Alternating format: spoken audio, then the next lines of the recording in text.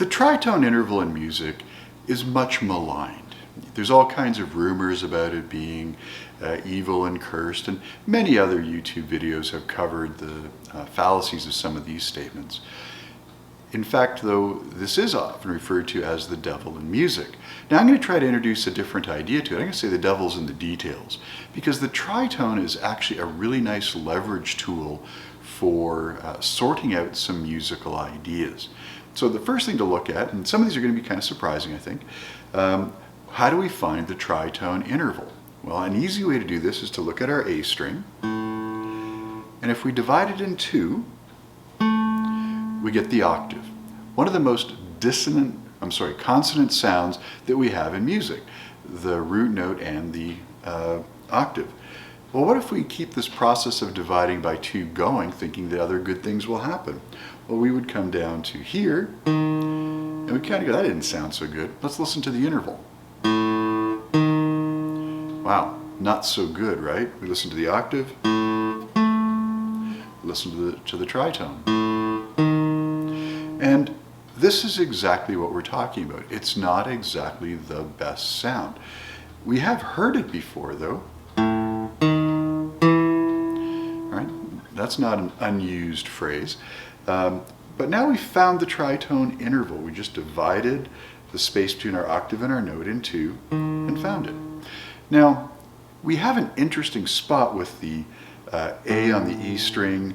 We have an A string on the fifth string, and we have another A note right here. It gives us great comparisons. So we have A, the octave up of A, we have the A string, and we can play the tritone. And we do hear it. It's a little jarry. It's not a great sound for us.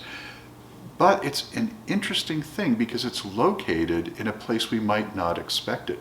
Let's remember what we're playing when we play an A major scale. We would have an A note, a B note, a C sharp, a D. Then we would jump up to the E. Well, in between is that D sharp tritone. Right between two very consonant intervals, which are the perfect fourth and perfect fifth, is the most dissonant note that we have available, which is kind of an interesting observation.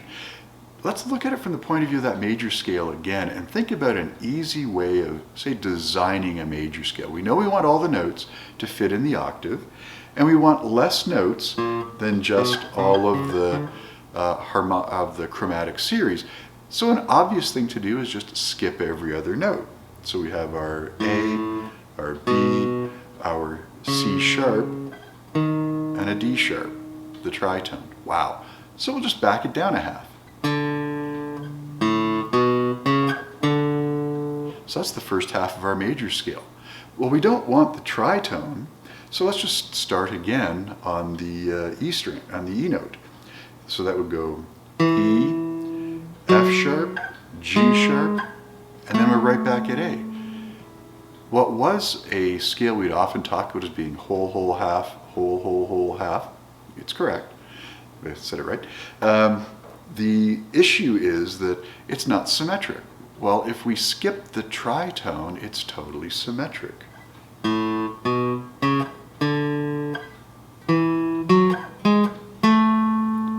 So now we've made a really obvious major scale, a very symmetric major scale, just by knowing about the tritone and knowing we don't want to continue to use it.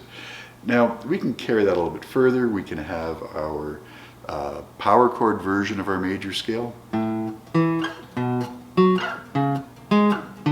Okay, which we recognize as being